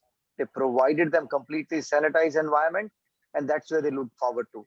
So because all these technologies which are coming into play, for example, I am actually evaluating at least 10 technologies which can control human behavior and data, both through system. For example, after every 10 seconds, they keep on snapping it. They keep on taking snaps.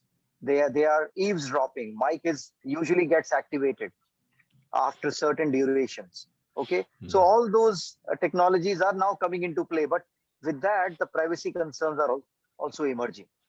So what exactly I mean to say that is that the decongestion is a reality. It's going to happen. It's going to happen, and it has also started happening. Second, with respect to data security, that's a lesser problem when it comes to systemic data, but behavior data is something I don't think there is any solution available at the moment, and Office is the only way to look at least for foreseeable future. Thank you.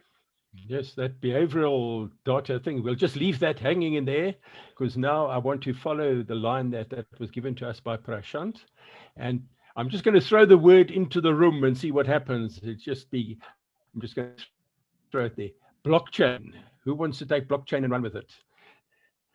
I see everybody's here. They're all fighting to talk. Prashant, you were the one who raised it early on, so now you've got to take this and run with it, sir. Yeah. Sure. I'll start this. I think since in audience we have students as well, so what I will do is I'll touch base what exactly is blockchain as well. See, blockchain as a technology provides for us a way of probably untrusted parties to come to an agreement to say the state of say database without using a middleman. By providing a ledger that nobody administers, a blockchain could provide specific financial services like say payments, securitization. Now, blockchain technology and the distributed ledger technology combinedly could impact the $5 trillion plus economy in multiple ways.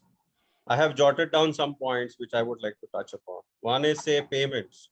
Now, how it could impact the payments by establishing a decentralized ledger for payments, like say, for example, a Bitcoin. Blockchain technology could facilitate faster payments at lower cost. And banks in Switzerland and US are already exploring Ripple as a coin, as a base for this. Second, I would think is the clearance and settlement of systems. Here, distributed ledger again can reduce the operational cost and bring us very close and real-time transaction between two financial institutions. So that will definitely reduce again your time and increase the speed. Third impact I feel would be the fundraising. All of you must have heard of initial coin offerings, which was in big hype since 2016, and then there was a lull when the crypto fell down to its lowest. But again, this is one way where initial coin offerings or stable coin offerings which we call STOs, are experimenting with a new model of financing that probably unbundles access to capital, from traditional capital raising services and firms. So that can be utilized in a big way. Fourth impact I feel would be on securities. By tokenizing, say, traditional securities like your stocks, your bonds, and alternative assets, I feel placing them on a public blockchain without any manual intervention, the technology could create more efficient and probably interoperable capital markets. I think that would again would be a transformation which industry is waiting for. The fifth impact, I think, on the operational front would be on the loans and credit. By removing the need of, say, gatekeepers on the loan, credit industry, blockchain technology can make it more secure to borrow money and to provide at flexible interest rates probably. So again here the manual interference will reduce to an extent, and how that can be managed on the back end, that need to be seen. That's again a challenge probably we need to address. Next point I would say would be trade finance. By replacing the cumbersome paper-heavy bills of lending process in the trade finance industry, again here the technology can create more transparency, security, and trust among the parties that are trading globally together. Good. And the next impact, last impact, I feel could be on the KYC and fraud prevention. By storing customer information on decentralized blocks, blockchain technology can make it easier and safer to share information between the parties. Like now, till now you had only the password. Now you have different authentication processes. Even the biometrics has come into the process. I feel the technology probably would have come in another 3 to 5 years, but because of COVID, now banks have already started discussing internationally with blockchain professionals and how to integrate that on a longer run so that it can be used for the customers, faster service, security, and overall a nice experience. I think overall this as a package brings a lot on table. So I want to add 2 cents, James, go ahead, on the blockchain side. Yeah. So I think good on some of the good use case which Prashant has really narrated. What's going to happen in my view, right? Internet has become an open community, right? In 1995 through open internet, and we never thought of so many use cases which we see these days, right? So like we have a complete e-commerce on the internet. We have a one box in our hand wherein we can order food and somebody comes and deliver that food to you, right? So these were things which we never thought of in 1995, and all of a sudden we are sitting in so many use cases. Our business model is always depend upon internet in 2021, right? We can't imagine our life without mobile phone or internet. Now, if you go back, similar kind of analogy on a blockchain is a internet 2.0. What internet has not offered as a part of a trust, right? So I don't know from where this food is coming. I don't know from which grocery things my ingredients are coming. I don't know from which warehouse I'm receiving my apparels or my whatever I'm ordering from e-commerce, right? So blockchain comes and says, I will remove that confusion of a trust aspect in all the ecosystems. Now you start imagining your use cases where more than 2 stakeholders are involved and where in need of a traceability and trust is needed. Now, all of a sudden, you will end up with a 500 or maybe more than that use cases, right? If you really look at current use cases, like Prashant has spoken about, KYC, right? We are working with a video KYC use case on a blockchain. Or you talk about income tax, right? We are working on some of those use cases with the income tax department along with a few banks and Infosys. Like trade finance, India has started a company like which is typically gonna start with the trade finance as an initial use case followed by many use cases. Your currency is going to change to the digital currency in form of a centralized bank digital currency. And I think 80% central banks across the world are already doing POCs and pilot. So coming back, what we have achieved with the internet in a nutshell, and those things, and what we are eliminating or we are adding the trust factor in every ecosystem. This is what we will see. Another aspect, removing those intermediaries, right? Our internet model is sitting on a lot of intermediaries or people in between. Our settlement, which payment is done, but there is an additional aspect of a next day where settlement or dispute management. So blockchain comes and says that I am ready for 5G. Blockchain comes and says that I am ready for IoT, where you will need autonomous world. right? So the complete APIification, which we say that, which has really given a room for a digital transformation. Smart contract will come and says that we will add a smarter aspect to the immediate transactions, so micro payments and those things. So it will not, blockchain will not stop only with 10-15 use cases, but inherently when 2030 you will see all the finances, all the healthcare, all the manufacturing, right? Every model, the way we databases is an ingredient part of every application, or internet is an ingredient of every application. Blockchain by virtue in combination with IoT or in combination with AI will be part of every ecosystem. It will be sit in a back office and will fuel acceleration to your mid office and the front office. Your interfaces could be your AR, VR or mobility or IoTs, but in the backend we'll need a blockchain kind of ecosystem. So I think what is needed for governments to create typical departments or concentrating efforts or national strategies, which India is doing, many countries are doing. And adoption is quite huge compared to what we have seen in internet adoption. A lot of research work is happening. A lot of academia are taking ahead to adopt AI or blockchain kind of things in their curriculum. So for students, is the right time to really learn a new technologies and sit beside me as or I might be reporting to them, right? Or we'll have a new roles like a chief blockchain officer or a blockchain analyst or blockchain designer, blockchain architects or a blockchain business analyst or blockchain developer. So the way every technology comes gives a room of a new roles, right? Or new skills. Blockchain is the one technology which will change the world the way WW has changed the world. So in a nutshell, for a student, it's a must technology to learn and be ready for the tomorrow's industry. Good, nice, well put. We're on a roll over. Who's next? We'll be talking blockchain. Who's going to be next to talk blockchain? Yes, Avinash. Yep, thank you, James. So Prashant and Prasanna, they have almost covered the blockchain legacy, which is to be seen in the days to come. Just one point I wish to add on. See, in last 8-10 years, one of the major concerns that banks have seen is towards regulatory requirements. The more they have opened up towards digital IoT, blockchain, the more regulators have been stringent in their laws. I believe, you might have read XYZ banks across the globe, they have been penalized heavily by the regulators in most of the markets, including India. I believe blockchain has some power in it. Blockchain has capacity to hold on with that.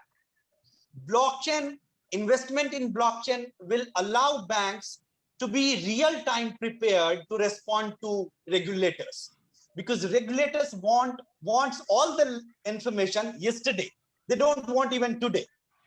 So blockchain has to be seen from this perspective also, not from that background a person I am, but whatever understanding that I could develop over the years being a banker, blockchain is going to play that major role in countries like India also. Thank you. That's all from my side. Thank you for stretching the thing over there. I see people waving at me. I think Chandrakant had his hand up over there. Let's hear from the small and medium enterprise guru over here. Talk to us, sir. Yes, the growth of the financial business, always we expect that, it should be centered by, to the ability to mold to the sharing economy and, customer intelligence. Particularly, when we deal with the bank, we expect that, with the advanced technology, such as in a blockchain, which we discuss, but somehow robotics, artificial intelligence, and more to be added in a system, because we have to focus more on the advanced, how the charges, how the service can be efficient, how the charges can be go down, and where industry, SME, and businesses, especially customer, will be happy to avail services. Rather, it should be the competition amongst the bankers, which is the best bank providing best technology, which is the bank is providing the best services to the customer. So the people shouldn't queue for taking the banking facility from the bank.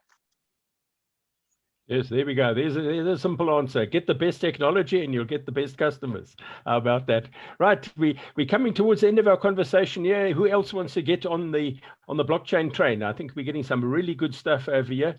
So I have some thoughts here, James. So maybe Yes, I'm not a guru the way maybe Prasanna or Prashant are, or maybe Avinash also added a lot of things which probably I was not aware of. But one question I have been, because I've been studying blockchain almost, if I remember correctly, maybe for 4.5 years. So if this technology has got so much into it, it's so promising. Why is it so slow? Is It's it not because slow. so maybe let me just complete. Maybe because fundamentally blockchain is something which regulators are not comfortable with, because there is a lot of secrecy involved in that. They first would like to ensure that this technology does not become kind of a paradise for money laundering or for money muling or something else. Yeah. So that's maybe my thinking is, and that maybe what Avinash brought in, I think that could be the only reason why they're just trying to figure out that how to maintain the virtues of the technology and still make it traceable. So could be that mix probably is not happening, and that's the reason why there is so So much delay. I would like to add my inputs, Ritesh, out here, right? So the probably we always say blockchain as a cryptocurrencies and so on. So if you divide the complete blockchain journey is beginning of a blockchain 1.0, which is all around your 5,000 plus cryptocurrencies, so prominently like Bitcoins or Ethereums or Ripples and so on, wherein they are designed in a public way, right? So they are designed in a such a way that we can't go back and rechange the design.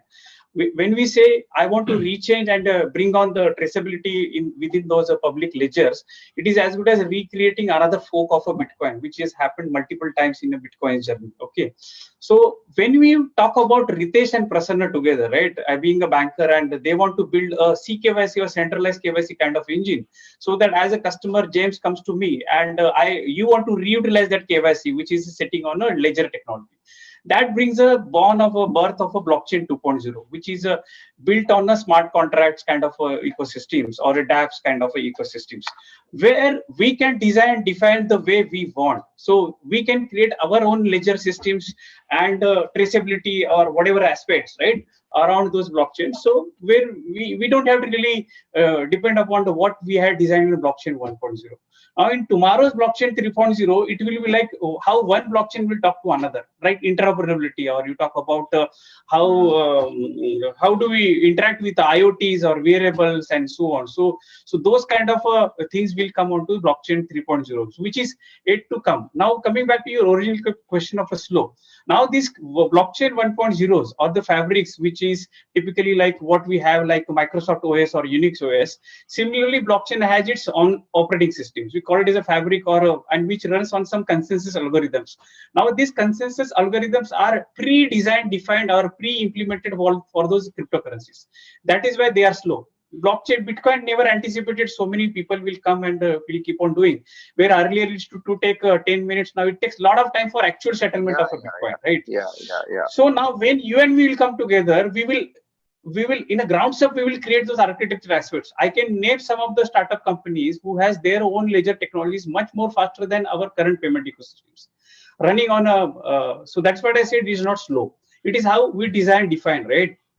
So Origraph, the one which I am mentoring, one of the ecosystems since 2017, it brings millions of transactions per minutes and so on. And based upon how much hardware you will put in the backend or how much cloud you are putting. So I think slowness is not a challenge. It was a challenge because that type of research was not there in 2017-18. But as we will move on in our journey, we will surpass all those challenges in a blockchain kind of ecosystems. And say example, current in Bitcoin or Ethereum, we don't have a room for dispute management. We don't have a room for a call center, right? The one which we need as a banker. So at IDRBT, we look at to create a blueprint of a blockchain which is required for our Indian customers, right? So wherein we will have our own ledger systems and we will create our various use cases like CKYC, AML, or cross-border payment or trade finance based upon our requirement, or even current R3s or hyperledgers will be tweaked to our requirements. Then only we'll go to the production, post detailed testing, performance testing, and so on. So that's in nutshell. Maybe we'll connect offline and we'll discuss further more. Yeah. Yes, no, this is great. I'm going to give Prashant a last word over there, and I'm afraid we're going to have to start bringing the conversation to a close over here because the time is starting to catch us. 2 minutes to Like, reply you've to got 2 minutes. Ritesh. Yes, Yeah, you're right to one reply. point There we go. we talked about the blockchain, why it is not getting implemented. As I think Prasanna highlighted, cryptocurrency and blockchain both have been mixed together so well that cryptocurrency, whatever defame it got by suddenly 40,000 and then 20,000 in a week's time. So that negativity has transformed into blockchain. Whereas blockchain, actually cryptocurrency is just one part of it. Whereas blockchain can be used in many other ways. So that is one reason where a lot of companies are probably not adopting blockchain, or they're skeptical. They're trying to see success from the others so that they can implement, point one. And point two, I would say, when it comes to implementation, the transformation has been so slow. Because of that, I thought you meant why it is slow. I thought the transformation you meant to be a bit slow.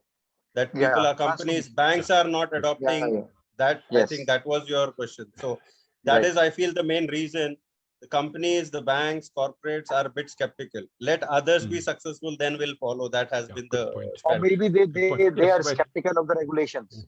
Yeah, good. Yeah, that and is on that also skeptical note, my dear colleagues, I really I feel so terrible about this. We're just getting to really exciting stuff now. We could go on for another 2 hours. We're really getting into it, but unfortunately the time is catching us over. And really, I've just enjoyed this so much. It's been you've been a lovely set of panelists. The way the conversations has gone, the stuff you've thrown on the table, it really has been. And I think for our audience out there, if they've been making notes about this, particularly our students, they're going to be taking about a lot of learnings around this. We're coming towards the end, but we're not at the end yet. So both to our panelists and to our audience, don't sign off yet. But your time with me is coming to an end. I've really enjoyed working with you. You've been a great bunch of panelists to work with.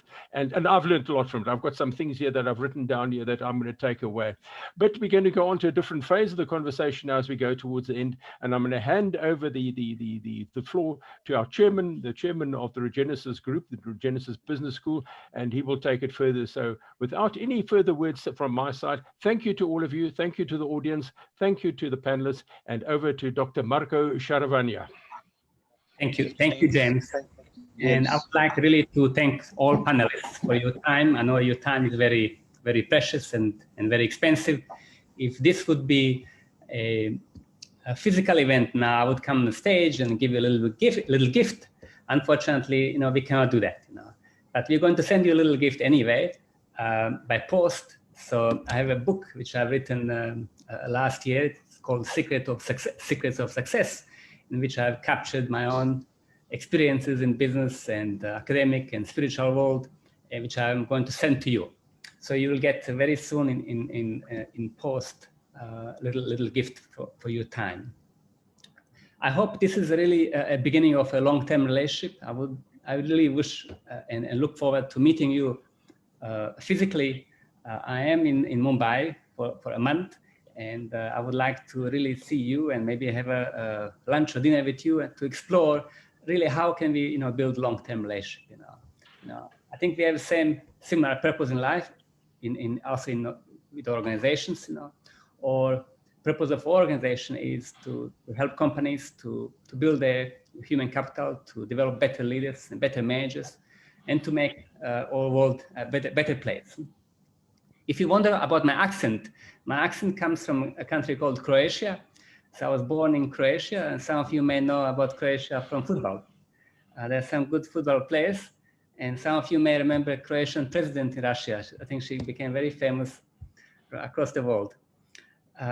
So I wish, and I hope I will be able to host you, if not in Mumbai, maybe in Croatia one day. Who knows? And actually, I would like to invite you. And if you come to Croatia on holiday, Croatia is a beautiful country with 1,000 islands. I would like to host you at my home. And also, if you come to South Africa, I would love to host you there and take care of you in South Africa. So this platform was really a platform for learning, for sharing knowledge, and for support. And this session is going to be recorded. It has been recorded.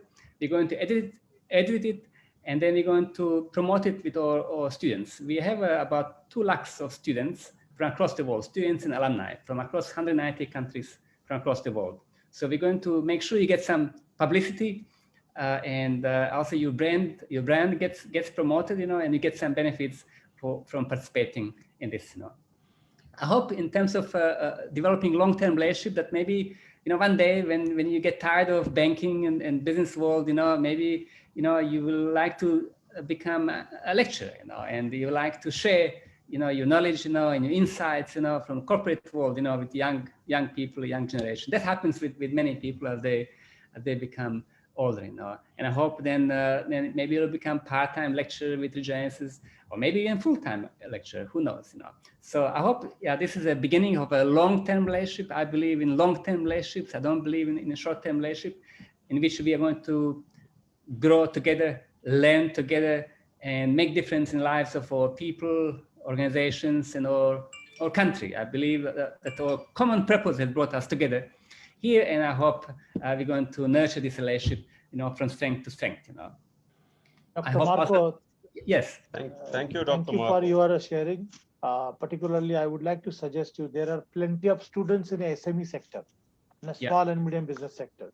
If you have some planning, or if you have some module, particularly to giving the information, knowledge, or education, particularly executive programs, I will be happy to support you and to partner with you. Please share details, my email ID with you, so that if you are in Mumbai, visit our office. We have a SME Business Management Institute where we educate more than 50,000 entrepreneurs every year for particularly banking, economy, industry, technology, international trade, and marketing. Excellent. So I'll be happy to support you and happy to take advantage of your service. Thank you. Thank you very much. I'm going to ask my colleague Preeti Singh. She is head of our marketing and sales in Mumbai office to arrange a meeting. We have some interesting programs. We have as part of our foundation, we have a program called Ed for All and free education, where we provide free content for small businesses and for people. So by using technology, we believe that we can lower cost of education and increase access, and really create a revolution in education, and we can make education accessible to masses, which in the past, as we all know, education was privilege of those few, had the money. Now we believe by using technology, we can really enable access to education to anywhere and anyone in the world. So we have some interesting initiatives through our foundation. We can help large numbers of people and businesses. But I'm going to ask my colleague Preeti Singh to say hello to you and to introduce herself. So she may be contacting you, so when she contacts you to request a meeting and to see how we can take this relationship forward. So I want to thank you again for your time and for entrusting us with your name and with your brand. I know it is very big and important, and we don't take that lightly. So thank you so much again, and God bless all of you. I hope to see you soon. Okay. Namaskar. Thank you. Thank you, Marco. Thank you. Thank you to all of you. Preeti, over to you. Preeti? Thank you, Dr. Marco. Thank you, James. I would like to thank all the panelists for giving a great insight about the future of banking industry in digital age, and more importantly, the time we are living in. We look forward to meet in person.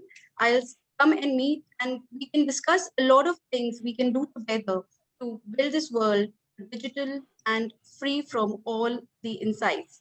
REGENESYS Business School has a focus on business management, and the purpose of REGENESYS is to help individual and organization achieve their dreams. And we are looking forward to join hands together and make it a better place. Thank you. And we will look forward to have more webinars, more knowledge sharing webinars with you all. Thank you so much for giving your valuable time to us. Thank you. Thank you, everybody. Thank you. Take care. Thank you, James, for you. Thank you, everybody. Very much. Really nice one. Thank you. You really did well today. All of Thank you. Thank you. And let's be in touch. Thanks, Everyone. Thanks, James. Thanks, everybody.